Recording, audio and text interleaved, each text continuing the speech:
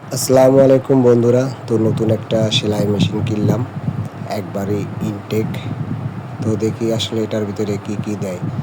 তো যারা মেশিন কিনবেন অবশ্যই নকল এবং অরিজিনাল দেখে কিনবেন। তো আমি অরিজিনালটাই নিয়েছি। তো দেখা যাক আসলে এর ভিতরে কি কি আছে। তো মেশিনটা আমি বক্স খুলে এখন দেখবো কি কি আছে আসলে মেশিনের ভিতরে।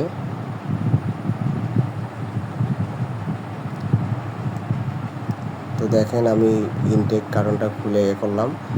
তো একটা বক্স দিয়েছে। আসলে দেখি এই বক্সের ভিতরে কি কি আছে। বক্সের ভিতরে দিয়েছে একটা গাইড বই এবং দিয়েছে, দেখেন বন্ধুরা, 4টা ববিন দিয়েছে এবং একটা তেলের টিউব দিয়েছে এবং একটা মেজারমেন্ট টেপ, একটা ড্রাইভার, স্ক্রুড্রাইভার দিয়েছে ছোট, আরও একটা ড্রাইভার দিয়েছে এবং একটা কাটার দিয়েছে আর নিডেল দিয়েছে। এই বক্সের ভিতরে এগুলোই পেলাম। এবার মেশিনটা আমি পুরোটাই খুলবো। তো অনেক আশা ছিল যে একটা সেলাই মেশিন কিনবো, তো কিনেই ফেললাম। আসলে একটা সেলাই মেশিনের দরকার লাগে। হ্যাঁ, এই হলো মেশিন।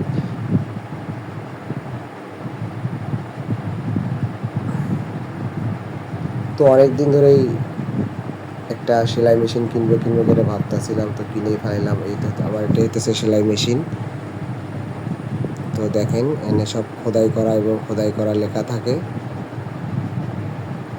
আমি কোড নাম্বারগুলো মিলেই কিনেছি।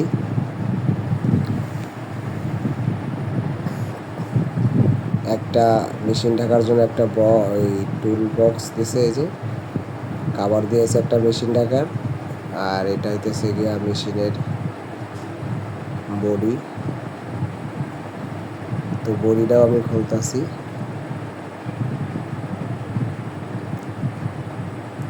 তো এই হলো আমার সেলাই মেশিন বডিটা। এটা অনেক মজবুত এবং আমি পুরোটাই কাঠের নিয়েছি। মেশিনের সাথে যেটা ছিল ওটা নেই নাই, তো আমি কাঠেরটাই নিয়েছি, কারণ কাঠেরটা একটু ওয়েট বেশি হয়। এই কারণেই, কারণ আমি মোটর লাগাবো, এই কারণে কাঠেরটা নিয়েছি। এবার আমি মেশিনটা চেক করব।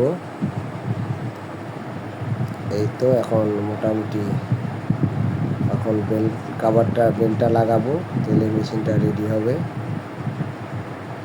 তো এই হলো মেশিন সিস্টেম।